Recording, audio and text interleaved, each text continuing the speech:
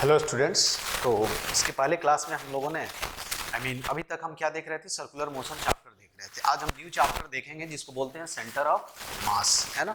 Centre of मास का definition शुरू करने से पहले आइए एक हम सम देखते हैं और इससे हम फिगर आउट करेंगे कि सेंटर ऑफ मास का मतलब क्या होता है। ठीक है, तो देखो क्या है, ये सम जो है मैंने ऑलरेडी जब ग्रेविटेशनल पोटेंशियल एनर्जी एक्सप्लेन कर रहा था उस समय आप लोगों को मैंने बताया था। क्या है कि एक रॉड है जिसका मास क्या है, m है, और लेंथ क्या है, l है, और इसको वर्टिकल ग्राउंड पे रख दिया गया है। ये ग्राउंड है और इस पे रॉड रख दिया गया है। ठीक है, आपसे पूछा गया है कि इसका ग्रेविटेशनल पोटेंशियल एनर्जी क्या होगा यदि हम ग्राउंड को zero potential energy level consider कर ले, ग्राउंड को रेफरेंस लेवल कंसीडर कर ले। ठीक है, तो हम क्या करेंगे, मुझे क्योंकि यहाँ क्या है, कंटिन्यूअस डिस्ट्रीब्यूशन ऑफ मास दिया हुआ है, इसलिए हम क्या करेंगे, यहाँ से हम पोटेंशियल एनर्जी फाइंड आउट करने के लिए हमने क्या किया, यहाँ से ग्राउंड से वाई डिस्टेंस पे डीएम मास कंसीडर किया, है ना। डीएम मास हमने कंसीडर किया, तो डीएम मास जो होगा, देखो डीएम मास कैसे हम कैलकुलेट करेंगे। टोटल लेंथ का मास क्या दिया हुआ है, एल लेंथ का मास क्या दिया हुआ है, एम दिया हुआ है, तो यूनिट लेंथ का मास क्या होगा, एम बाई एल।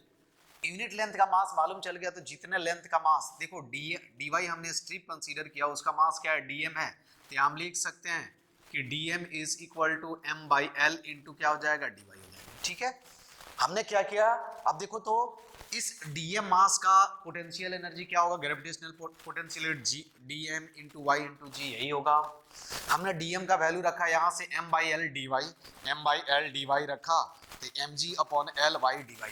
मुझे टोटल पोटेंशियल एनर्जी निकालना है, तो वाई का मिनिमम वैल्यू क्या होगा, जीरो होगा, और मैक्सिमम वैल्यू क्या होगा, एल होगा। तो हम क्या करेंगे, इंटीग्रेट करेंगे, जीरो टू क्या होगा, एल। अब इसको जब सॉल्व करोगे आप, तो देखो क्या हो जाएगा, u is equal to m g upon l, ठीक है, y square by two into zero to क्या हो जाएगा, यही होगा। और इसको लिख सकते हैं एम जी एल इंटू क्या हो जाएगा, एल स्क्वायर बाई टू, मैंने डायरेक्ट लिख दिया। इसको ऐसे भी लिख सकते हैं, u is equal to m g into, देखो तो एल बाई हमने क्या लिख दिया, क्या लिख दिया, टू लिख दिया, एल बाई क्या, टू लिख दिया। तो ये क्वेश्चन ऐसे बन गया कि इस रॉड का पोटेंशियल एनर्जी नहीं निकाल करके हम क्या करें, इस एंड से एल बाई टू हाइट पे इस ऑब्जेक्ट को क्या करें, पॉइंट ऑब्जेक्ट कंसीडर करके, और हम क्या करें, वहाँ मास रख दें, तो इसका पोटेंशियल एनर्जी और उसका पोटेंशियल एनर्जी दोनों क्या हो जाएगा, सेम हो जाएगा। हम ऐसे सोच सकते हैं, ट्रिक के लिए हम क्या कर सकते हैं, देखो ये बात समझ में आई, एल बाई टू, तो यहाँ हमने इसका पोटेंशियल एनर्जी लिखना है, किसका, ये रॉड का। तो हमको क्या करना है कि टोटल जो इसका मास है उसको ग्राउंड से कहाँ फिक्स कर देना है, एल बाई टू हाइट पे, यही ग्राउंड है, यहाँ से, है ना। तो यहाँ हमने क्या किया, ये कितना है, एल बाई टू हो गया, ठीक है, यहाँ टोटल मास को रख दिया और पोटेंशियल, इसी को हम क्या बोलते हैं, this is called centre of mass.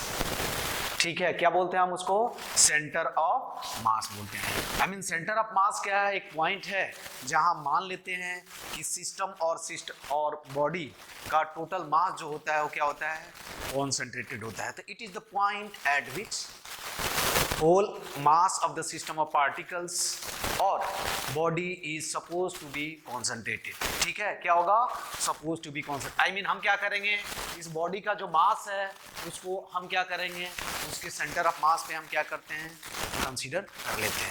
Centre of मास पे फिजिकली जो होगा, सेंटर मास जो होगा कॉन्सेंट्रेटेड हो भी सकता है और नहीं भी हो सकता है, आगे हम देखेंगे तो आपको समझ में आएगा। ठीक है, तो आइए हम डेफिनेशन लिखते हैं। समझ में आया क्या, कि अब हमको यहाँ पोटेंशियल लिखना है, तो यहाँ हम आसानी से लिख सकते हैं, U इज इक्वल टू क्या होगा, M G L by two. तो मुझे इतना कैलकुलेशन करने की जरूरत नहीं पड़ी, by using centre of mass concept हमने एक स्टेप में पोटेंशियल एनर्जी फाइंड आउट कर लिया। समझ में आया ना। तो जब आपको सेंटर ऑफ मास का कॉन्सेप्ट मालूम है तो आप आसानी से क्या कर सकते हैं, प्रॉब्लम को डील कर सकते हैं।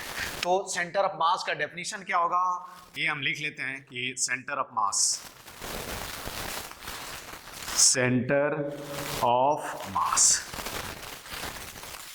इसको लिखेंगे COM।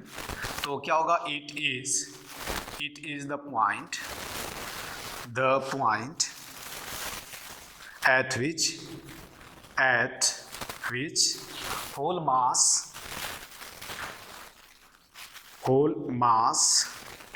of system of particles or body is supposed to be concentrated. क्या होगा? Suppose to be concentrated. एक ऐसा पॉइंट होता है जहां सिस्टम जो भी पार्टिकल्स हैं उन सबके मास को हम क्या करते हैं? कॉन्सेंट्रेटेड मान लेते हैं। और क्या करते हैं? बॉडी जो होगा तो उसके मास को हम क्या करते हैं?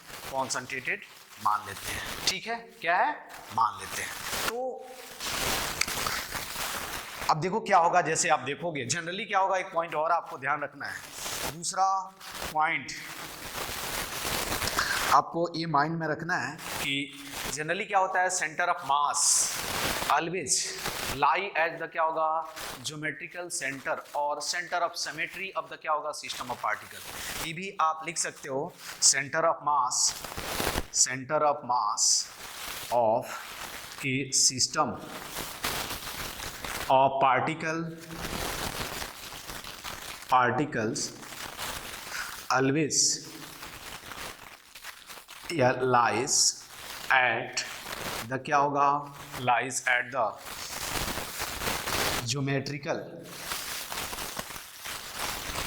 geometrical center of the system।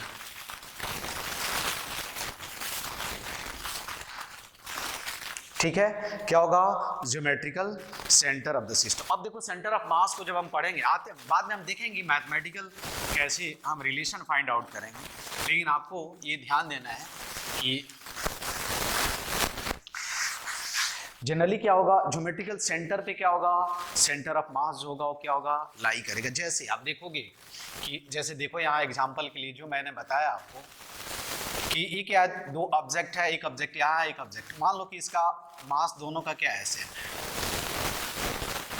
ठीक है, तो सेंटर आप इनका बोलोगे यही क्या होगा, सेंटर हो गया। तो ऑफकोर्स जो होगा ये पॉइंट जो होगा वो क्या होगा, सेंटर ऑफ मास होगा। आई मीन क्या होगा, सेंटर ऑफ मास ऑलवेज क्या होगा, मिड पॉइंट पे लाई करेगा। कब? जब ये क्या होगा, दोनों का मास क्या होगा, सेम होगा। ठीक है, उसी तरह आप यहाँ देखेंगे, इसको हम आगे प्रूव भी करेंगे, लेकिन अभी आप समझ लो, यहाँ तीन ऑब्जेक्ट है जिसका मास क्या है, m1 m2। मैंने क्या बताया, ज्योमेट्रिकल सेंटर और point of symmetry, axis of symmetry भी आप बोल सकते हो, आगे हम लिखेंगे। यहाँ क्या है, तीन ऑब्जेक्ट है जिसका मास क्या है, सेम है। तो ठीक है, बाई सिमेट्री हम बोल सकते हैं कि इसको भी ए लेंथ ए है, तो सेंटर ऑफ मास जो होगा वो कहाँ होगा, यहाँ लाई करेगा। ठीक है, उसी तरह आप स्क्वायर देख सकते हो, एक स्क्वायर है, उसके सेंटर पे ये स्क्वायर दिया हुआ है, ठीक है, और इसके वर्टेक्स पे क्या है, फोर ऑब्जेक्ट ऑफ इक्वल मास रखा गया है। तो ऑफकोर्स जो इसका सेंटर ऑफ मास लाई करेगा वो कहाँ होगा, ज्योमेट्रिकल सेंटर पे, कहाँ होगा, यहाँ लाई करेगा। ठीक है, सेंटर ऑफ मास कहाँ लाई करेगा, यहाँ लाई। उसी तरह आप देख सकते हैं कि ये क्या है, स्क्वायर है। ठीक है, स्क्वायर के है ना, यहाँ देखो, यहाँ एक ऑब्जेक्ट रख दिया गया जिसका मास सेम है, यहाँ एक ऑब्जेक्ट रख दिया जिसका मास सेम है, यहाँ एक ऑब्जेक्ट रख दिया जिसका मास सेम है, यहाँ एक ऑब्जेक्ट रख दिया जिसका मास क्या है, सेम है। अब आपसे कोई पूछे कि देखो ऐसे भी कई देखना है, सेंटर ऑफ सिमेट्री आप ढूंढ लो, सेंटर ऑफ सिमेट्री केवल यहाँ एक ऑब्जेक्ट रखा हुआ है, ये मास m है, एक यहाँ ऑब्जेक्ट रखा है जिसका मास m, फिर m। अब आप बोल सकते हो कि सेंटर ऑफ सिमेट्री क्या होगा, यही होगा।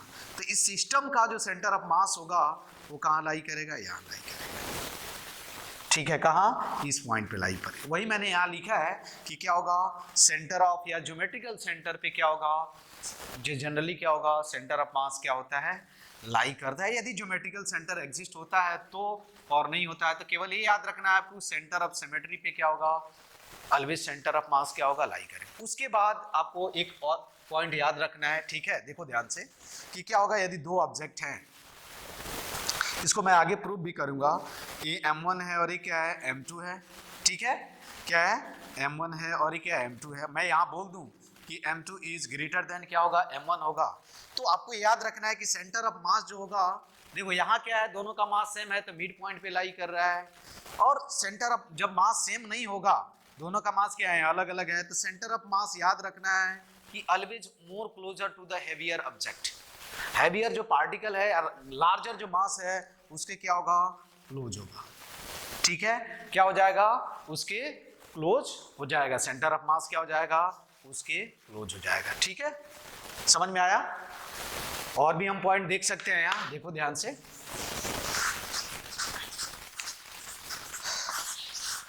बहुत सारे पॉइंट है, इसको आगे हम कैलकुलेट करेंगे। इसको अभी मैं मैथमेटिकल रिलेशन नहीं बता रहा हूं, मैं बता रहा हूं कि अब देखो जब मुझे क्या करना है, अब हम ये टोटल मास को हम कहाँ रख देंगे सेंटर पे, मान लो सेंटर ऑफ मास पे, सेंटर ऑफ मास पे हम क्या करेंगे रख देंगे। जैसे यहाँ देखो तो यहाँ मैंने क्या बताया कि सेंटर ऑफ मास ऑलवेज, यदि दो ऑब्जेक्ट हैं उनका मास क्या होगा अलग अलग होगा, तो centre of mass will be always क्या होगा more closer to the object having heavier मास।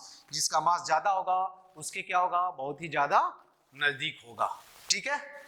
जैसे मान लो कि देखो यहाँ देखो एक रॉड है, रॉड, इसको भी मैं, रॉड का मास क्या है ठीक है, इसका लेंथ क्या दिया हुआ है L दिया हुआ है, ये एंड E हो गया और ये एंड क्या हो गया B हो गया। तो सेंटर ऑफ सिमेट्री जो होगा यहाँ क्या होगा, सेंटर ऑफ सिमेट्री पे ही क्या होगा मास लाई करेगा, सेंटर ऑफ मास। तो सेंटर ऑफ सिमेट्री क्या हो गया ये हो गया, तो this is nothing but the centre of मास, ठीक है। क्या है सेंटर ऑफ मास।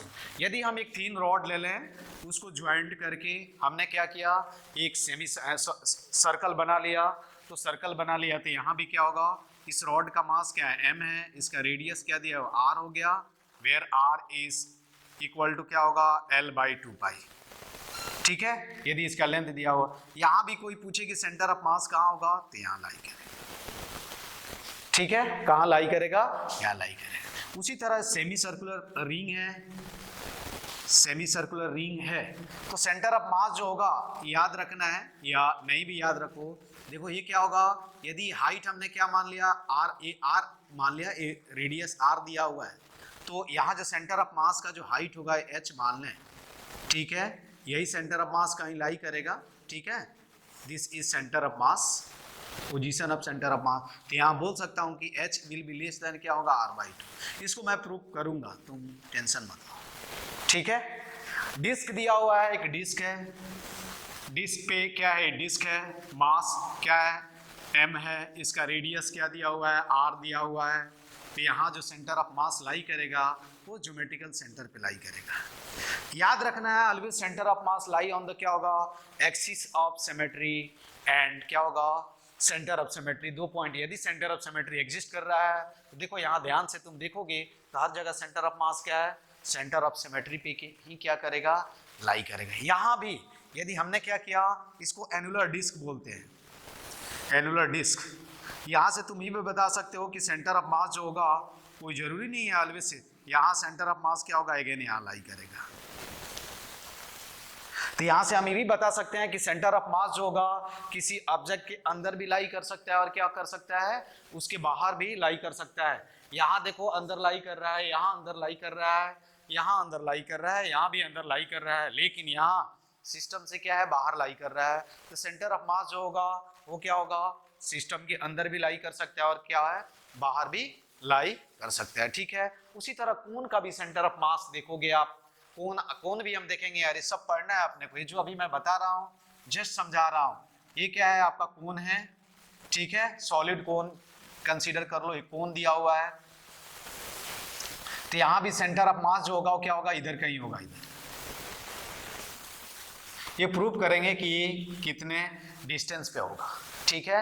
ये हम प्रूव करेंगे कि कोन दिया हुआ है तो कोन को केस में क्या होगा सॉलिड कोन हो गया, हॉलो कोन होगा, उस केस में सेंटर ऑफ मास जो होगा वो क्या होगा कहाँ लाई करेगा। तो यहाँ भी क्या होगा यदि h/2 है, हाइट दिया हुआ है क्या होगा ये, यदि हमने मान लिया कि YCM मान लिया सेंटर ऑफ मास का y कोऑर्डिनेट और ये क्या है h है, तो यहाँ भी आप बोल सकते हो कि वाई सी एम जो होगा वो क्या होगा, लेस देन क्या होगा, h/2 होगा। ठीक है, आई मीन नीचे लाई करेगा क्योंकि ज्यादा मास क्या होगा, नीचे को। मैंने क्या बताया था कि centre of mass always shift more towards the क्या होगा, हैवियर ऑब्जेक्ट। ठीक है, यहां मैंने बताया था ना, और ये प्रूव भी करूंगा मैं। समझ में आई बात? तो देखो अपने को सेंटर ऑफ मास का कैलकुलेशन जो पढ़ना है वो दो ऑब्जेक्ट के लिए पढ़ना है। एक क्या है, डिस्क्रीट डिस्ट्रीब्यूशन ऑफ मास, इसको हम क्या बोलते हैं, डिस्क्रीट डिस्ट्रीब्यूशन ऑफ मासेस। और ये जैसे रिंग हुआ, क्या हुआ तुम्हारा, रॉड हुआ, उसके बाद क्या हुआ, ये डिस्क हुआ, कोन हुआ, स्फीयर हुआ। तो इस केस में हम क्या पढ़ते हैं, कंटिन्यूअस डिस्ट्रीब्यूशन ऑफ मास। तो दो पार्ट्स में हम क्या करेंगे, डिवाइड करेंगे। ठीक है, तो यहां से ये मालूम चल गया कि सेंटर ऑफ मास, बाद में हम लिखेंगे of a system of particle may और मे नॉट लाई इनसाइड, और क्या होगा, मे और may not lie inside the system. अब एक टर्म होता है मास मोमेंट, वो इंपॉर्टेंट है, उसी से सेंटर ऑफ मास का क्या है, डेफिनेशन आता है, मास मोमेंट। सॉरी, डेफिनेशन नहीं, आई मीन उसी से हम क्या करेंगे, मैथमेटिकल रिजल्ट फाइंड आउट करेंगे कि कैसे हम सेंटर ऑफ मास का पोजीशन कैलकुलेट करेंगे। तो देखो यहां हम क्या पढ़ेंगे, मास मोमेंट, मास मोमेंट। ठीक है, देखो एक कोई पॉइंट है, हमने एक पॉइंट मान लिया, ठीक है, वो लिख लिया। यहां क्या है, कोई पार्टिकल है m, इसका पोजीशन वेक्टर क्या होगा, इसको हम r लिख दें, r वेक्टर। तो ये पार्टिकल है, ठीक है, इसका मोमेंट, इसके मास मोमेंट किसके अबाउट लिखना है, o के अबाउट। तो मास मोमेंट क्या होगा, मास moment about o is equal to product of mass into position vector of mass with respect to given point o। तो m इंटू क्या लिखते हैं हम, r लिखते हैं। ठीक है, तो यहां से एक पॉइंट याद रखना है कि मास मोमेंट जो होता है वो क्या होता है, वेक्टर क्वांटिटी होता है। समझ में आया ना, mass moment of m about o is equal to क्या होगा, product of mass and position vector of m with respect to क्या होगा, o। यही हुआ ना, m इंटू क्या होगा, r। तो this is nothing but the mass moment about क्या हो गया, o हो गया। ठीक है, उसी तरह तो देखो यहाँ ध्यान से, जैसे मान लो कि ये पॉइंट वो है, ठीक है, और यहाँ बहुत सारे मास हैं, है ना, यहाँ m1 हो गया, क्या हो गया, m2 हो गया, फिर ऐसे मान लो कि ये सिस्टम है, ठीक है, m1 m2 m3 dash dash क्या हुआ, mn। इसका पोजीशन क्या है, r1 है, ठीक है, समझ में आया। इसका पोजीशन क्या होगा, r2 होगा, इसका पोजीशन क्या होगा, r3 वेक्टर होगा, और इसका पोजीशन क्या होगा, rn वेक्टर हो गया। ठीक है, यहां से हम लिख सकते हैं mass moment of system of particle about o क्या होगा, मास, इसकी जरूरत है, mass moment of system of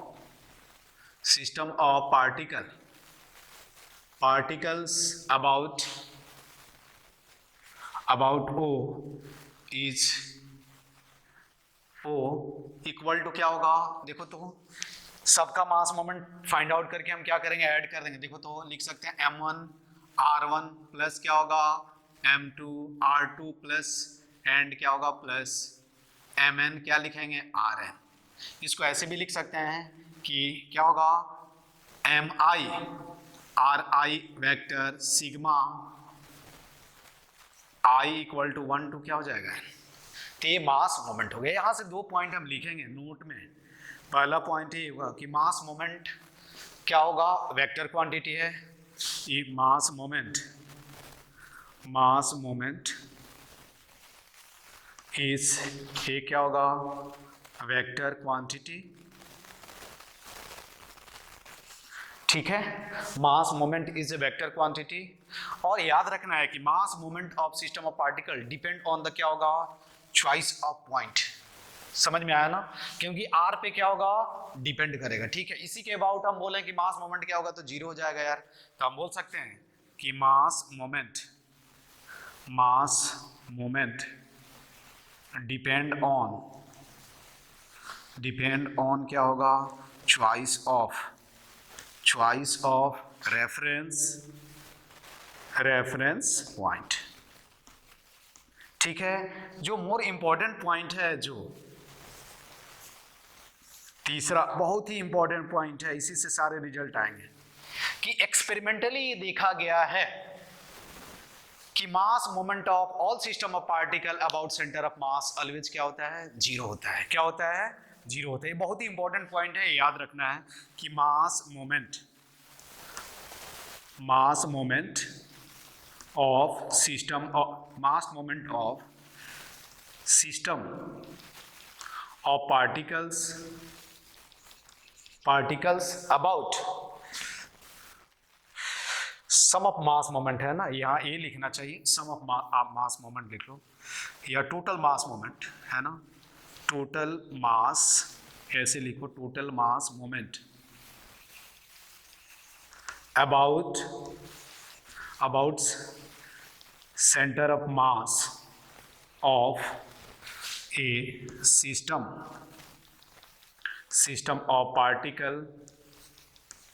particles is always zero। बस ये बहुत ही इंपॉर्टेंट पॉइंट है, ये आपको क्या करना है ध्यान में, कि total mass moment about centre of mass of a system of particles will be always क्या होगा, जीरो होगा। सेंटर ऑफ मास के अबाउट जितने भी पार्टिकल्स हैं उन सब का मास मोमेंट क्या होता है, जीरो होता है। यही आप कॉन्सेप्ट याद रखोगे तो जितने भी रिजल्ट्स बुक में दिए हुए हैं उससे आप प्रूव कर सकते हो। ठीक है, समझ में आया? अब जैसा कि मैं बता रहा हूं, इसको यूज करके हम कैलकुलेट करेंगे। ठीक है, जैसे देखो यहाँ कि टोटल मास मोमेंट कैसे निकालना है मैंने ही बताया। उसके बाद हम ये देखेंगे total mass moment about centre of mass of a system of particle is always क्या होगा, जीरो होगा। ये पॉइंट जो है वो बहुत ही इंपॉर्टेंट है। ठीक है, इसी को अपने को क्या करना है, यूज करना है। अब हम यहां देखेंगे कि कैलकुलेशन ऑफ देखो यहां लिखेंगे क्या कि calculation of position of centre of mass of ये क्या होगा, सिस्टम। ठीक है, तो इसमें दो पॉइंट हम पढ़ेंगे। ये क्या होगा, calculation of centre of mass of A discrete distribution of masses, one by one. Calculation of centre of mass of A discrete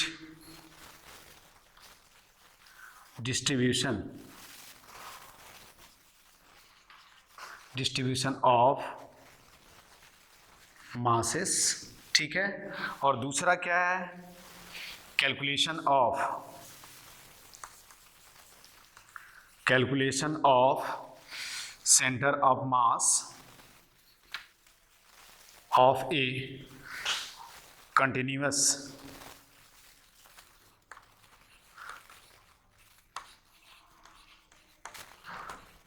distribution of mass.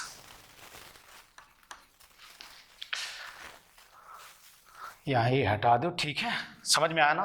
तो ये हम वन बाय, बस यही पढ़ना है आपको, वन बाय वन हम क्या करेंगे, पढ़ते जाएंगे। ठीक है, तो अब में क्या याद रखना है, ये याद रखना है कि total mass moment about centre of मास जो होगा वो ऑलवेज क्या होगा, जीरो होगा। ठीक है, क्या होगा, ऑलवेज जीरो होगा। अब देखो यहाँ, तो पहले हम क्या पढ़ेंगे, calculation of centre of mass of discrete distribution of masses. ठीक है, तो पहला जो पॉइंट है वो क्या है, calculation of centre of mass of discrete distribution of masses. ठीक है, एक में मैं ये बता रहा हूं, देखो पहला पॉइंट जो है वो क्या है, पहला जो टाइप है इसमें। ठीक है, बाद में हम जनरल रिजल्ट लिखेंगे कि क्या है, दो मासेस हैं, देखो ध्यान से, टू मासेस। ठीक है, सेंटर ऑफ मास ऑफ क्या होगा, टू टू पार्टिकल सिस्टम, ठीक है। अब देखो दो पार्टिकल सिस्टम का ऐसे हो सकता है, दोनों का मास क्या होगा, ये मान लो कि दो पार्टिकल हैं जिसका मास क्या है m1 एंड m2 है, उनको हमने कितने डिस्टेंस पे रख दिया है, डिस्टेंस पे रख दिया। तो मैंने जैसा कि अभी बताया था कि बाई क्या होगा, सिमेट्री। हम बोल सकते हैं यहाँ जो सेंटर ऑफ मास होगा, यदि एंड ए है और ये क्या है, बी है, तो ये क्या होगा, मिड पॉइंट पे ही क्या होगा, लाई करेगा। और तुम बोलोगे सर आप प्रूव कैसे कर सकते हो, देखो हमने मान लिया, देखो ध्यान से, बाद में मैं प्रूव करता हूँ। यहाँ मान लो कि सेंटर ऑफ मास जो होगा वो क्या होगा, यहाँ से क्या होगा, d/2 पे लाई करेगा और यहाँ से d/2 पे लाई करेगा। कब, जब दोनों का मास क्या है, सेम है, ठीक है। क्या है, जब दोनों का मास क्या है, सेम है। अब यहाँ मैं मानता हूँ कि दोनों का मास क्या है, सेम नहीं है। यहाँ मैं कैलकुलेट करूंगा, देखो यहाँ a m1 हो गया और यहाँ इस एंड पे क्या है, m2, और इनके बीच जो सेपरेशन है वो क्या दिया हुआ है, d दिया हुआ, ठीक है। क्या दिया हुआ है, d दिया, a एंड a हो गया और a एंड क्या हो गया, b हो गया। और फॉर द टाइम बीइंग चलो मैं कंसीडर कर लेता हूँ कि m2 इज ग्रेटर देन क्या है, m1 है। तो देखो यहाँ तुमको प्रूफ भी हो जाएगा, नहीं भी कंसीडर, यहाँ हमने मान लिया कि सेंटर ऑफ मास क्या है, यहाँ है। अभी मैंने बताया था कि centre of mass will be क्या होगा, मोर क्लोजर टू द क्या होगा, object having greater mass, I mean heavier जो ऑब्जेक्ट होगा उसके क्या होगा, ज्यादा नजदीक होगा। तो ये सेंटर, इसको हमने ए वाला डिस्टेंस हमने क्या मान लिया, इसका पोजीशन इधर हमने क्या मान लिया, r2 वेक्टर मान लिया, पोजीशन या ए हमने क्या किया, r2, और ए वाला जो डिस्टेंस है वो क्या है, r1 मान लिया। कोई डाउट नहीं है, ठीक है, समझ में आया ना। अभी मुझे प्रूव करना है, यही सेंटर ऑफ मास हो गया, ठीक है, ये क्या हो गया तुम्हारा, सेंटर ऑफ मास हो गया। तो तुमको ये प्रूव कर देना है कि सेंटर ऑफ मास जो होगा वो क्या होगा, हैवियर ऑब्जेक्ट से क्या होगा, क्लोजर होगा। तो हम कौन सा कॉन्सेप्ट यूज करेंगे, मास मोमेंट। अब मास मोमेंट लिख लें, देखो इधर हम पॉजिटिव मानेंगे तो इधर क्या होगा, निगेटिव। तो हमने क्या बताया था, मास moment about centre of mass क्या होगा, 0 होगा, ठीक है, यही बताया था ना। तो सिग्मा मास मोमेंट अबाउट क्या होगा, about about centre of mass equal to क्या होगा, 0। अब देखो तो इसका मास मोमेंट लिखो सेंटर ऑफ मास के अबाउट, तो क्या हो जाएगा, इधर हमने पॉजिटिव माना है तो ये r2 क्या हो जाएगा, देखो तो हम लिख सकते हैं m2 r2, इधर क्या हो जाएगा, इधर पॉजिटिव माना तो इधर निगेटिव हो जाएगा, माइनस क्या हो जाएगा, m1 r1 इक्वल टू 0। यहाँ से क्या होगा, m2 r2 is equal to क्या होगा, m1 r1। यहाँ से तुम बोल सकते हो कि देखो ध्यान से कि r1 upon r2 is equal to क्या है, m2 अपॉन क्या हो गया, m1 हो गया। यहाँ से प्रूफ हो गया, देखो ध्यान से कि position of centre of mass from any object या position of centre of mass from m1 और m2, यहाँ से हम बोल सकते हैं कि r विल भी क्या होगा, इनवर्सली प्रोपोर्शनल टू क्या हो जाएगा, m हो जाएगा, बोल सकते हैं क्या।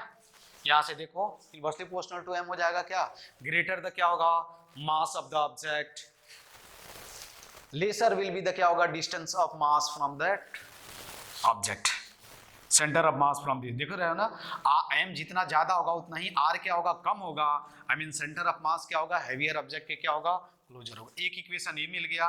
दूसरा इक्वेशन हम लिख सकते हैं, देखो r1 plus r2 equal to क्या लिख सकते हैं, d लिख सकते हैं। r1 plus r2 is equal to क्या लिख सकते हैं, d लिख सकते हैं। ये दोनों इक्वेशन को सॉल्व करोगे तो तुमको सेंटर ऑफ मास, देखो मैं मास मूवमेंट बता रहा हूँ, बाद में मास मूवमेंट नहीं भी बताऊंगा तो चलेगा, तुमको एक जनरल रिजल्ट लिखूंगा और प्रूव करके मैं बताऊंगा कैसे आता है, ठीक है। तो देखो यहाँ से क्या होगा, r1 प्लस r2, और यहाँ से दोनों इक्वेशन से नाउ तुम सॉल्व करो, नाउ फ्रॉम क्या होगा, फ्रॉम फर्स्ट एंड सेकेंड, जब तुम सॉल्व करोगे तो देखो r1 इज इक्वल टू क्या हो जाएगा, m2 d अपॉन क्या हो जाएगा, m1 plus m2, and r2 is equal to क्या होगा, m1 d अपॉन क्या हो जाएगा, m1 प्लस m2। तो यहाँ से तुमको क्या मालूम चल गया कि पोजीशन ऑफ सेंटर ऑफ मास जो होगा, देखो किसके क्लोजर होगा, यहाँ से तुम देख सकते हो। तो केवल याद रखना है कि for two particle system centre of mass is always closer to the क्या होगा, हैवियर ऑब्जेक्ट। समझ में आया ना, centre of mass will be क्या होगा, inversely proportional, position of centre of mass from the object will be क्या होगा, इनवर्सली प्रोपोर्शनल टू द क्या होगा, मास होगा। समझ में आया। अब हम 3 पार्टिकल सिस्टम के लिए यूज करेंगे। देखिए समझ में आया क्या कि R1 इक्वल टू क्या होगा, R1 क्या है, R1 क्या है, ऐसे बोल सकते हो कि M1 से सेंटर ऑफ मास का डिस्टेंस है, R2 क्या है, M2 से क्या है, सेंटर ऑफ मास का डिस्टेंस है। तो यहां से देख सकते हो कि R1 R2 का वैल्यू क्या होगा। देखो कौन सा किससे सेंटर ऑफ मास का डिस्टेंस ज्यादा है, M2 ज्यादा है ना यार, तो इसलिए R1 जो होगा वो क्या होगा, ज्यादा होगा। तो यहां तुमको ये ध्यान रखना है कि सेंटर ऑफ मास जो होगा वो क्या होगा, हैवियर ऑब्जेक्ट के क्या होगा, मोर क्लोजर होगा। ठीक है, तो दूसरा क्या है, देखो यहां अब बी में देखो कि सेंटर ऑफ मास ऑफ क्या होगा, डायरेक्ट मैं लिख रहा हूं 2 और मोर देन क्या होगा, सेंटर ऑफ मास ऑफ क्या होगा 2 और क्या होगा मोर देन 2 और क्या होगा मोर देन 2 पार्टिकल सिस्टम।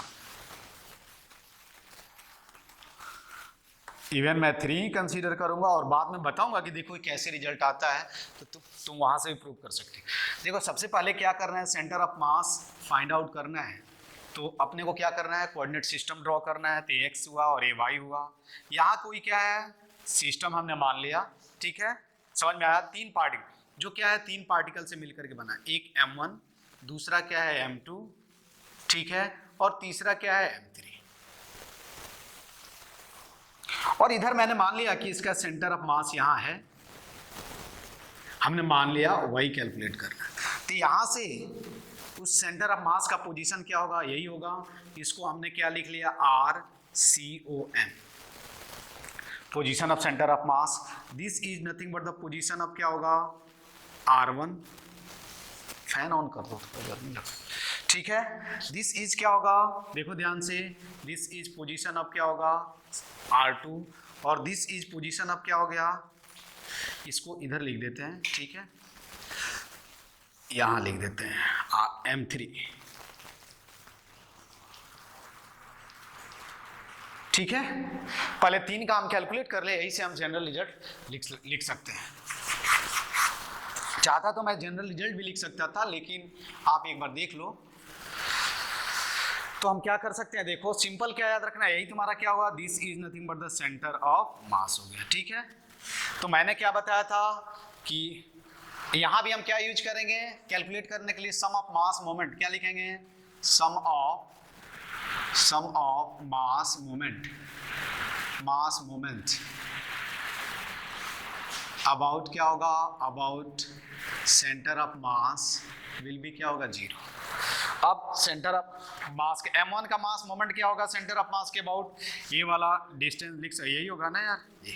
तो वेक्टर से तुम बता सकते हो, देखो तो हम लिख सकते हैं M1 इंटू क्या लिख सकते हैं, अरे क्या लिख सकते हैं बताओ, R1 माइनस RCM लिख सकते हैं क्या, R1 माइनस RCOM, देखो ध्यान से, प्लस M2 क्या होगा, यही होगा ना, देखो यहां से। तो M2 का मास मोमेंट कितना होगा, अगेन क्या लिखोगे बताओ, अरे R2 माइनस क्या होगा RCOM plus M3, again similarly हम लिख सकते हैं R3 माइनस क्या होगा RCOM। हो गया, कुछ नहीं है। अब जनरल रिजल्ट के लिए हम लिख देंगे इक्वल टू क्या हो जाएगा 0, mass moment, sum of all mass moment about centre of mass क्या होगा 0। तो यहां से देखो ये हो जाएगा M1 R1 प्लस क्या हो जाएगा M2 R2 plus M3 R3 minus, ठीक है, M1 प्लस क्या होगा M2 plus M3 RCOM equal to क्या होगा 0 हो जाएगा। ठीक है, यहां से आप लिख सकते हो कि RCOM इज इक्वल टू क्या हो जाएगा बताओ, position of centre of mass of 3 particle system will be क्या होगा, देखो M1 R1 प्लस क्या हो जाएगा M2 R2 plus M3 R3 divided by क्या होगा M1 प्लस क्या हो गया M2 प्लस M3। ये रिजल्ट देखोगे तो जनरली बुक में क्या है, डायरेक्ट दिया हुआ है, लेकिन हमने ये प्रूव कर दिया केवल कहाँ से, एक ही कॉन्सेप्ट आपको क्या करना है, ध्यान रखना है कि sum of mass moment about centre of mass क्या होगा, 0 होगा, वही हमने कंसीडर किया। तो यहाँ से RCM क्या होगा, position of centre of mass equal to क्या होगा, M1 R1, R1 क्या है, M1 का position of centre of mass है, R2 क्या है, M2 का position of centre of mass क्या है, M3 क्या है, R3 क्या है, M3 का position of centre of mass है। ये क्या हुआ, सम ऑफ मास, देखो कैसे हम लिखेंगे, this is nothing but sum of mass moment about O divided by क्या होगा, टोटल मास, यही होगा क्या, सम ऑफ मास मोमेंट, इसको हम क्या बोलते हैं, this is called sum of mass moment, यही है क्या, अरे M1 R1 mass moment of M1 about O, M2 R2 mass moment of M2 about O, M3 R3 mass moment about O।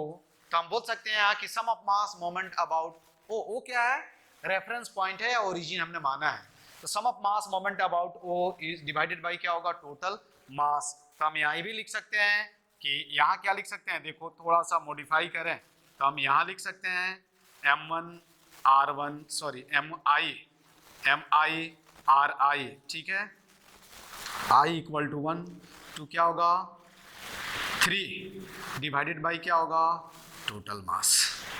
ये तुमको क्या मिल गया, पोजीशन मालूम चल गया। अब हम आते हैं n पार्टिकल्स होगा तब हम कैसे कैलकुलेट करेंगे, तुम ही बता देना यहाँ, ठीक है। अब देखो यहाँ से बताओ n पार्टिकल्स हो, जैसे देखो यहाँ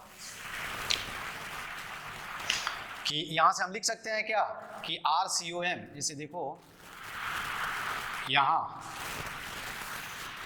n पार्टिकल्स है, ये कोई सिस्टम है जिसमें n पार्टिकल है, M1 M2 M3 और Mn। यहाँ क्या है, सेंटर ऑफ मास कहीं होगा, इसका सेंटर ऑफ मास, ये सिस्टम है, ठीक है। मुझे सेंटर ऑफ मास का पहले पोजीशन लिख ले, यही होगा RCOM, ठीक है। दिस इज क्या होगा, बताओ R1 मान लेता हूँ, this is nothing but the क्या होगा R2, और M3 का जो पोजीशन है उसको हमने क्या माना है R3, और जो Mn का पोजीशन है उसको हमने क्या माना है Rn माना है। तो पहले sum of mass moment about O direct मैं लिख सकता हूँ RCOM इज इक्वल टू क्या, sum of mass moment about O कितना होगा, देखो M1 R1 प्लस क्या होगा M2 R2 plus M3 R3 plus plus क्या हो जाएगा Mn Rn, sum of mass moment about O divided by क्या होगा, टोटल मास, M1 प्लस क्या हो गया M2 प्लस क्या हो गया M3 प्लस क्या हो गया Mn, ठीक है, क्या हो जाएगा Mn हो जाएगा, समझ में आया ना। यहाँ से यदि इसका कोऑर्डिनेट देखो, यहाँ और भी मैं लिख देता हूँ, तो ऐसे हम क्या करेंगे, ये रिजल्ट हुआ, आपको अब इसको क्या करना है, याद रखना है। देखो सेंटर ऑफ मास का पोजीशन जब भी पूछा जाए, अब यही इसी जगह हम कोऑर्डिनेट मान लें, इसी जगह कोऑर्डिनेट मान लें, तो सेंटर ऑफ मास का कोऑर्डिनेट क्या हो जाएगा, 0 0 हो जाएगा, समझ में आई बात। तो इसलिए सेंटर ऑफ मास जब भी कैलकुलेट करने के लिए पूछा जाए तो आपका ये क्वेश्चन होना चाहिए किस पॉइंट के रिस्पेक्ट में आप पूछ रहे हैं सर, क्योंकि डिफरेंट पॉइंट के रिस्पेक्ट में सेंटर ऑफ मास का जो पोजीशन होगा वो क्या होगा, अलग अलग हो जाएगा, समझ में आया ना। तो ये RCM क्या है, position of centre of mass with respect to क्या है वो, तो यहाँ हम लिख सकते हैं पोजीशन, ठीक है, of centre of mass with respect to क्या है, विथ रिस्पेक्ट टू O के रिस्पेक्ट में position of centre of mass क्या है, ठीक है, क्या है O के रिस्पेक्ट में position of centre of mass क्या होगा, ये अपने को क्या है मालूम चल गया। हाँ मैं ये बता रहा हूं कि इसका यदि कोऑर्डिनेट क्या होगा x1 y1, इसका कोऑर्डिनेट क्या होगा इस M2 का y2, सेंटर ऑफ मास का कोऑर्डिनेट हम ले लिख रहे x3 y3, ठीक है, और XCOM और क्या होगा YCOM। उसी तरह हम इसका लिख सकते हैं एक्स एन क्या होगा वाई एन, और इसका कोऑर्डिनेट लिख सकते हैं x3 y3। तो यहां से हम ये भी लिख सकते हैं, देखो ध्यान से, जेड कोऑर्डिनेट होगा तो जेड लिख देंगे यार, 3D होगा तो, ठीक है। तो यहां से हम लिख सकते हैं, क्या लिख सकते हैं, डायरेक्ट लिख सकते हैं क्या, देखो तो XCOM इज इक्वल टू क्या होगा M1 x1 प्लस क्या होगा M2 x2 plus M3 x3 plus plus क्या होगा Mn xn divided by again क्या होगा टोटल मास। इसको और भी एक स्टेप में लिख सकते हैं यार, देखो छोटे कंसाइज फॉर्म में RCOM सिग्मा यूज करके क्या लिख सकते हैं, देखो ऐसे लिख सकते हैं क्या, MI I equal to 1 to n upon total mass, ठीक है। उसी तरह यहाँ भी लिख सकते हैं कि x coordinate of centre of mass equal to क्या होगा MI I equal to 1 to n divided by क्या होगा total mass. Similarly YCOM is equal to क्या होगा, देखो M1 Y1 प्लस क्या होगा M2 Y2 plus M3 Y3 plus plus क्या हो जाएगा Mn yn डिवाइडेड बाई क्या हो जाएगा टोटल मास, यही होगा ना। तो यहाँ से हम क्या कर सकते हैं YCOM को और छोटे फॉर्म में लिख सकते हैं कि sigma MI YI equal to 1 to क्या होगा n डिवाइडेड बाई क्या होगा टोटल मास, ठीक है। तो ये यदि क्या होगा डिस्क्रीट डिस्ट्रीब्यूशन ऑफ मास दिया होगा तो आपको पूछा जाएगा कि कैलकुलेट सेंटर ऑफ मास, तो हम कैसे कैलकुलेट करेंगे ये याद रखना है, M1 x1 plus M2 x2 plus M3 x3 upon total मास। YCM को कैसे कैलकुलेट करोगे, M1 Y1 plus M2 Y2 plus M3 Y3 plus plus Mn yn, उसके बाद YCM। सिमिलरली यदि जेड कोऑर्डिनेट दिया हुआ तो ऐसे भी आप लिख सकते हो, देखो ZCOM भी कैलकुलेट कर सकते हो, sigma MI ZI I equal to 1 to क्या होगा n डिवाइडेड बाई क्या होगा मास। तो आप x कोऑर्डिनेट y कोऑर्डिनेट और z कोऑर्डिनेट का क्या होगा सेंटर ऑफ मास आसानी से क्या कर सकते हो कैलकुलेट कर सकते हो, ठीक है। बात समझ में आया, तो ये आपको क्या करना है ध्यान रखना। तो पोजीशन ऑफ सेंटर ऑफ मास जो होगा वो क्या होगा सेम भी क्या होगा, वो डिपेंड करता है कि आपने चॉइस आपने रेफरेंस पॉइंट कहाँ कंसीडर किया है, ठीक है। जैसे हम एग्जांपल देखते हैं, आइए इस पे सम हम करते हैं। तो याद क्या रखना है, ये फार्मूला याद रखना है तुमको कि सेंटर ऑफ मास क्या x कोऑर्डिनेट कैसे लिखेंगे M1 x1 plus M2 x2 plus M3 x3 plus plus क्या होगा Mn xn divided by total mass.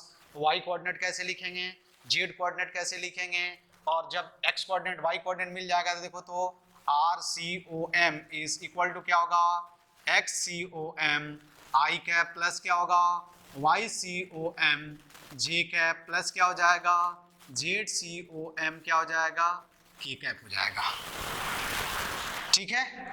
यहां से हम बता सकते हैं, जैसे एक एग्जांपल देखो कि यहाँ क्या दिया हुआ है,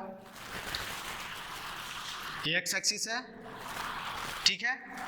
यहाँ 0,0 यहाँ एक ऑब्जेक्ट है जिसका मास का m है, यहाँ 2m रख दिया, यहाँ 3m रख दिया, ठीक है। यहाँ हमने क्या किया 4m रख दिया।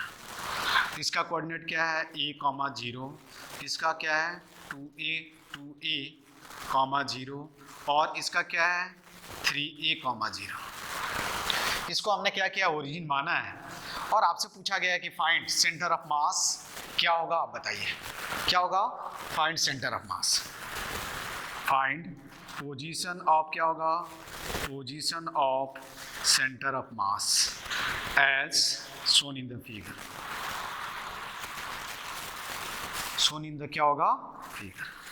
तो सेंटर ऑफ मास देखो बाई सिमेट्री क्या है, x क्या क्या जीरो हो जाएगा YCM और ZCM जीरो हो जाएगा, तो हम लिख सकते हैं यहाँ सॉल्यूशन में क्या लिख सकते हैं बाई सिमेट्री है ना, या क्या होगा अकॉर्डिंग टू क्वेश्चंस क्या हो जाएगा YCM क्या हो जाएगा जीरो हो जाएगा, XCM भी क्या होगा जीरो, सॉरी ZCM भी क्या हो जाएगा जीरो हो जाएगा। समझ में आया क्या, क्यों क्योंकि मास जो है क्या एक्स एक्सिस पे लाई कर रहा है यार, तो वाई कोऑर्डिनेट और जेड कोऑर्डिनेट क्या हो जाएगा, 0 हो जाएगा। अब क्या है, तुमको एक्स कोऑर्डिनेट कैलकुलेट करना है, तो पहले कितने मासेस हैं, 4 मासेस हैं, तो हम क्या लिखेंगे, देखो XCM कैसे लिखेंगे, XCOM, 4 मासेस है तो क्या लिखेंगे, M1 X1 plus M2 X2 plus क्या होगा M3 X3 plus M4 X4 divided by क्या होगा, टोटल मास। M का मतलब क्या होगा, टोटल मास। मैं सिग्मा नहीं लिख रहा हूं, M stand for sum of all mass, ठीक है। अब देखो तो M1 हमने इसको माना है, तो इसका x कोऑर्डिनेट क्या है, 0 है, तो क्या लिखेंगे M इंटू 0 प्लस M2 क्या है, 2M है, तो 2M इंटू इसका x कोऑर्डिनेट क्या है, A है, प्लस M3 क्या है, 3M है, इंटू 2A और प्लस 4M इंटू क्या हो जाएगा 3A डिवाइडेड बाई क्या हो जाएगा, कितने मास हैं, ऐड करो सम ऑफ टोटल मास, क्या लिखेंगे M plus 2M plus 3M plus क्या हो जाएगा 4M, तो ये कितना हुआ 10 हो जाएगा। देखो ये 0 हो गया तो क्या लिखेंगे 2MA प्लस क्या हो जाएगा 6MA plus 12MA divided by क्या होगा 10M इक्वल टू, ठीक है। देखो यहाँ ध्यान से कितना हुआ 6 to 8 तो कितना हुआ 20MA डिवाइडेड बाई क्या हो गया 10M, ए कैंसिल हो गया तो कितना हो गया 2A। I mean centre of मास जो होगा वो कहाँ लाई करेगा, यहाँ, समझ में आया ना। तो यहाँ सेंटर ऑफ मास का कोऑर्डिनेट लिखेंगे, देखो कोऑर्डिनेट ऑफ क्या होगा, centre of mass I mean XCOM क्या हो जाएगा तुम्हारा 2A, ये आंसर हो गया। कुछ नहीं है, केवल क्या करना है आपको, फॉर्मूला में क्या करना है, वैल्यू रख देना है और फिर आपको सेंटर ऑफ मास आसानी से मालूम चल जाएगा। जैसे देखो और एग्जांपल देखो, मैं बता रहा हूं तुमको, ठीक है। जैसे देखो थोड़ा मैं कॉम्प्लिकेट कर देता हूं,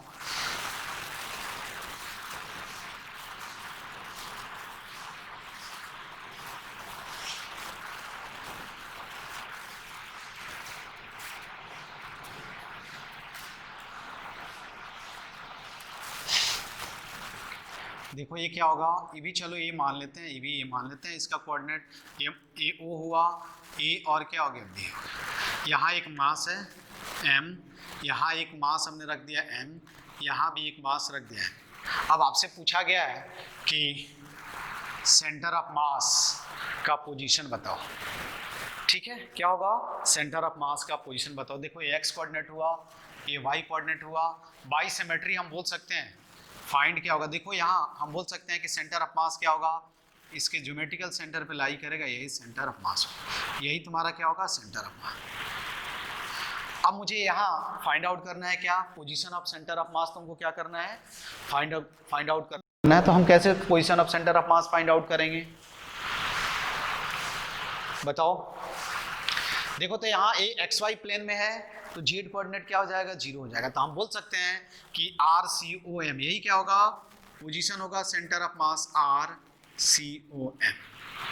तो हम बोल सकते हैं कि RCOM position of centre of mass क्या होगा, x कंपोनेंट इंटू आई कैप प्लस क्या होगा y कंपोनेंट इंटू क्या हो जाएगा j कैप। अब मुझे x कंपोनेंट y कंपोनेंट का क्या करना है वैल्यू, इसका कोऑर्डिनेट कितना होगा बता सकते हो आप, कितना होगा। देखो तो इसका कोऑर्डिनेट लिखोगे तो a/2 हो जाएगा और ये क्या होगा आई थिंक √3a/2 देख सकते हो तुम, ठीक है। ये देख सकते हो कि पाइथागोरस थ्योरम यूज करें, ये क्या होगा ये क्या हो जाएगा a/2, a² माइनस a/4 हो जाएगा, a²/4, ये तुम्हारा क्या आएगा √3a/2 आएगा। अब तुम आसानी से यहाँ बता सकते हो कि सेंटर ऑफ मास, देखो XCOM कितना होगा बताओ जल्दी। इसी को हम x1 y1 इसको x1 मान लो, इसको y1 मान लो, इसको क्या करो अगेन x2 मान लो, इसको y2 मान लो, ठीक है, इसको x3 मान लो और इसको क्या हो गया y3 मान लो, कोई टेंशन नहीं है, कुछ भी मान लो। तो देखो यहाँ क्या लिखेंगे m इंटू 0 प्लस यहाँ बताओ m इंटू क्या होगा a प्लस यहाँ क्या होगा m इंटू a/2, अरे m1 x1 plus m2 x2 plus m3 x3 divided by क्या होगा टोटल मास। टोटल मास कितना है 3m है, इसको सिंप्लीफाई करो तो ये कितना, ये देखो कैंसिल हो गया, तो 3ma/2 इंटू क्या हो गया 3m। समझ में आया? अरे ये समझ में आया ना? ये हमने गलत लिख दिया क्या? नहीं सही है 1.5, ठीक है, तो ये कैंसिल हो गया, तो कितना हुआ a/2।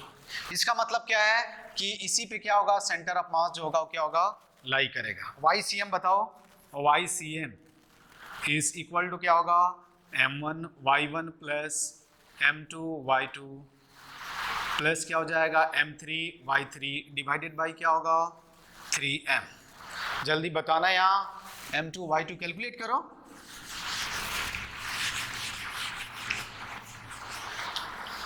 कैलकुलेट करो यहाँ कि क्या होगा, है ना।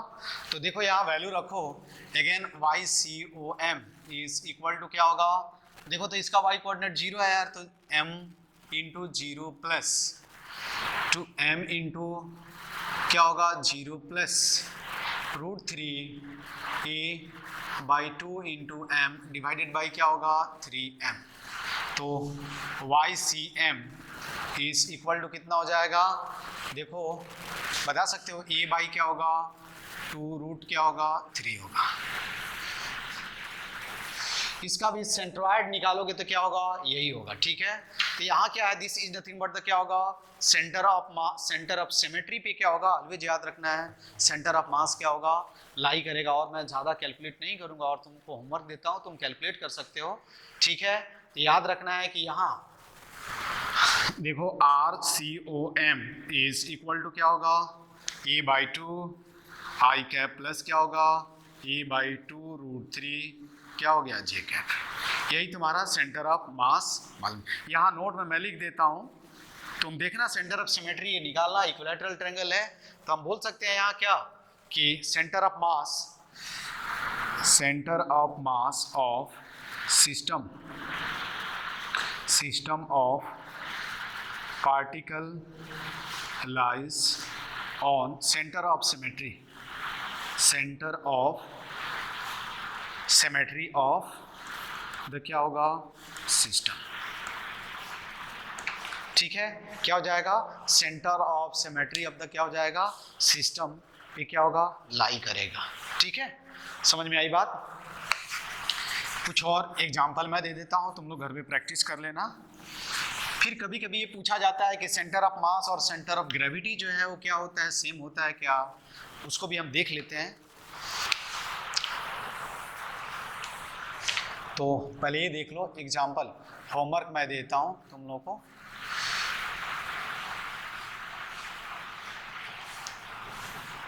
ज़्यादा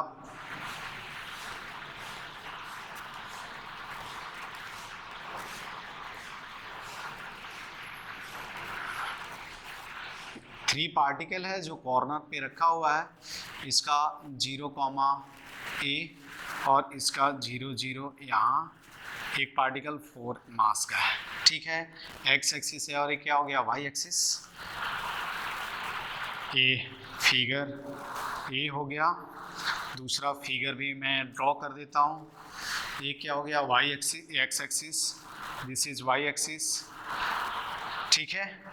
a, 0, a, उसके बाद आपको मालूम ही है कि क्या होगा, यहाँ एक ऑब्जेक्ट है जिसका मास m, यहाँ एक ऑब्जेक्ट है जिसका मास क्या है m है, यहाँ एक ऑब्जेक्ट है जिसका मास क्या m है, यहाँ एक ऑब्जेक्ट है जिसका मास क्या m है। यहाँ भी तुम देखोगे तो सेंटर ऑफ सिमेट्री ढूंढ लो, तो यही क्या होगा सेंटर ऑफ मास लाई करेगा। आई मीन सेंटर ऑफ मास का जो कोऑर्डिनेट होगा वो क्या होगा a/2 और x coordinate a/2, y coordinate क्या होगा a/2। ये क्या हो गया फिगर क्या हो गया तुम्हारा b हो गया। इधर देखो अब थोड़ा सा मैं इसको रेक्टेंगल बना दिया मैंने, है ना।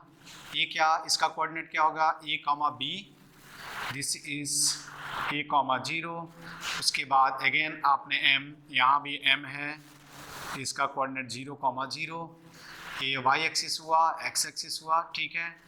यहाँ भी हमने एम रखा, यहाँ भी क्या है, एम रखा। समझ में आया। तो आपसे पूछा गया है कि सेंटर ऑफ मास, यहाँ भी तुम देखोगे तो सेंटर ऑफ सिमेट्री पे क्या होगा, सेंटर ऑफ मास जो होगा वो क्या होगा, लाई करेगा। यही क्या हो जाएगा तुम्हारा सेंटर ऑफ मास हो जाएगा, ठीक है। लेकिन क्या करना, इसको कैलकुलेट कर लेना, और कैलकुलेट करके फिर तुम क्या करोगे, आंसर लिखना। ऐसे मत लिख लेना, नहीं तो क्या होगा, गलत आ जाएगा, ठीक है। उसके बाद ये फिगर सी हो गया। फिगर डी जो है वो मैं आपको बता देता हूँ। देखो ये हेक्सागन है,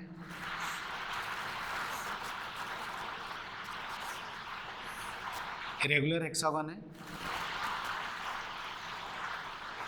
ये थोड़ा सा मैंने कॉम्प्लिकेट किया है, ठीक है।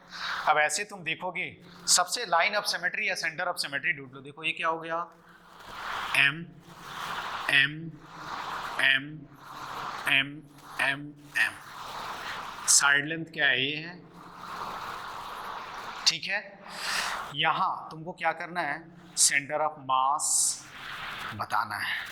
यहाँ भी तुमको क्या होगा, सेंटर ऑफ मास यहाँ लाई करेगा, लेकिन तुम कैलकुलेट करके बताओगे कि सेंटर ऑफ मास जो होगा, देखो मैंने इसी को रेफरेंस मान लिया है, ये एक्स एक्सिस और ये क्या हो गया, वाई एक्सिस।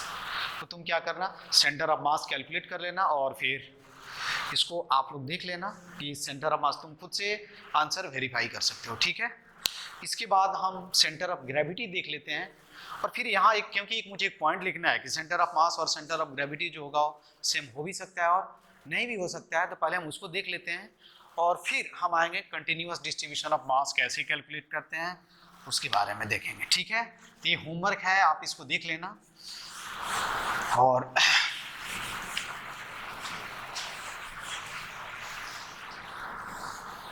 अब सेंटर ऑफ ग्रेविटी क्या होता है उसको हम देख लें, फिर एक स्टेटमेंट लिखेंगे। देखो centre of gravity,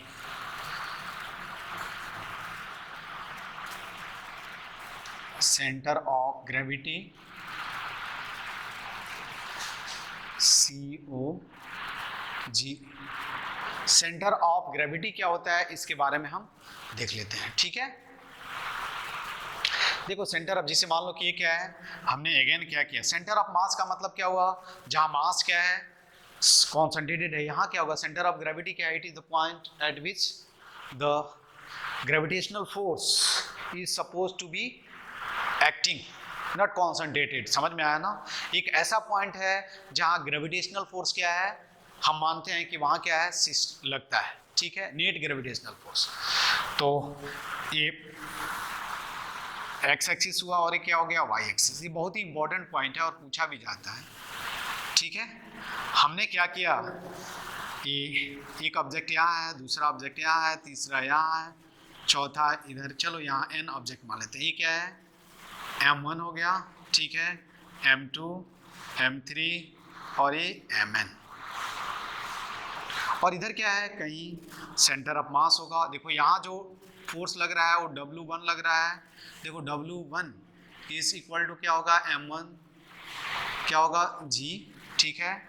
W2 wait होता है ना यार, M2 G, I mean G1 G2, W3 is equal to क्या होगा, M3 G3, Wn जो होगा वो क्या होगा, Mn Gn, ठीक है। तो यहाँ इस पे फोर्स, ग्रेविटेशनल फोर्स लग रहा है, सेंटर ऑफ ग्रेविटी इसको बोलते हैं। सेंटर ऑफ ग्रेविटी जो होगा ये क्या होगा, इसको हम COG बोलेंगे, और इसको क्या लिखेंगे, RCOG, सेंटर ऑफ ग्रेविटी। तो centre of gravity I mean क्या है, नेट ग्रेविटेशनल फोर्स कहाँ लग रहा है, यहाँ लग रहा है, W। इस सिस्टम पे नेट ग्रेविटेशनल फोर्स जहाँ एक्ट होता है उसको हम क्या बोलते हैं, सेंटर ऑफ ग्रेविटी। तो यहाँ हम लिख सकते हैं, देखो RCOG, centre of gravity is equal to क्या होगा, W1, ठीक है, R1 क्या हो जाएगा W1 R1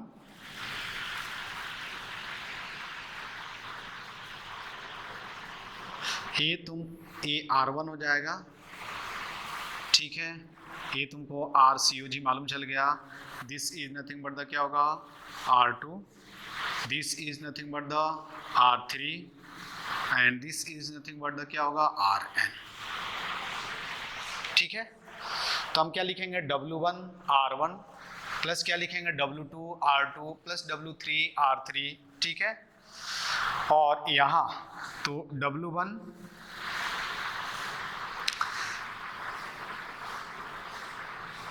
R1 प्लस क्या होगा W2 R2 प्लस, अब यहाँ मुझे क्या करना पड़ेगा, स्केलर कंसीडर करना पड़ेगा, है ना। W1 R1 प्लस क्या होगा W2 R2 plus W3 R3,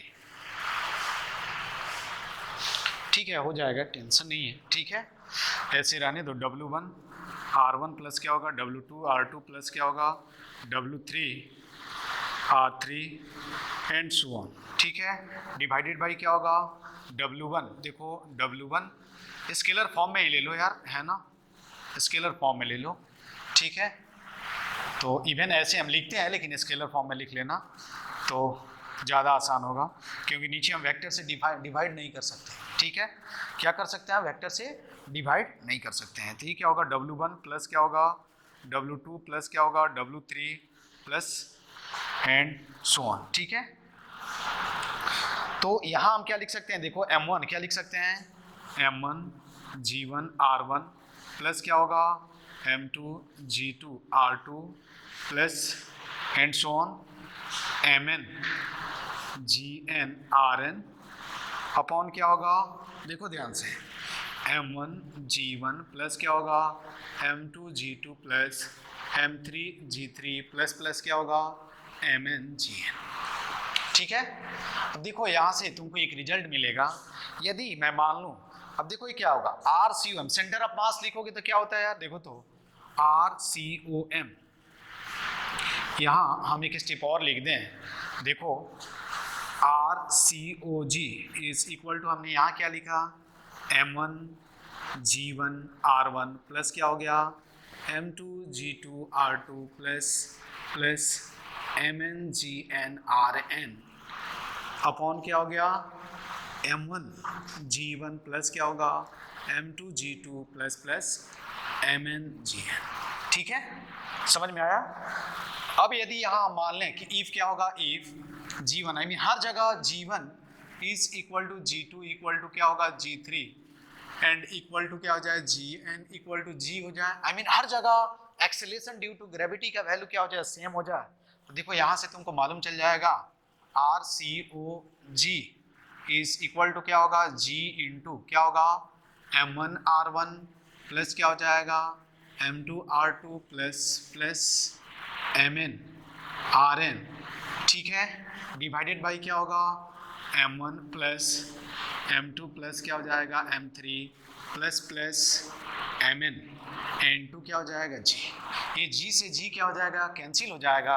हम यहाँ से बोल सकते हैं RCOM इज इक्वल टू क्या होगा RCOG, I mean centre of mass and centre of gravity same होगा जब क्या होगा ग्रेविटेशनल फोर्स जो I mean acceleration due to gravity का जो वैल्यू होगा वो क्या होगा हर जगह क्या हो जाएगा, सेम हो जाता है। हम यहाँ नोट में लिख सकते हैं, ठीक है, ये इंपॉर्टेंट पॉइंट है, ये पूछा centre of mass, centre of mass, centre of mass and centre of gravity में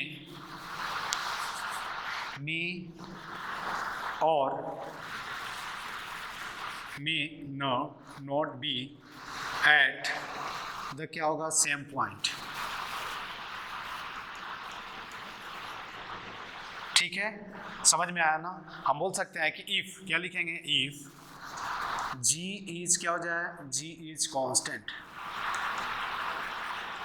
देन क्या हो जाएगा सेंटर ऑफ मास एंड क्या हो जाएगा सेंटर ऑफ क्या होगा ग्रेविटी सेम हो जाएगा, ठीक है, क्या हो जाएगा, centre of mass and centre of gravity जो होगा वो क्या हो जाएगा तुम्हारा सेम हो जाएगा। ठीक है, centre of mass and centre of gravity का जो वैल्यू होगा वो क्या हो जाएगा, सेम हो जाएगा, अदरवाइज क्या हो जाएगा, सेम नहीं होगा। ठीक है, तो आज के क्लास में इस लेक्चर में बस इतना ही। इसके नेक्स्ट लेक्चर में हम देखेंगे कि how to calculate centre of mass due to continuous distribution of masses. ठीक है, तो आज के क्लास में बस इतना ही।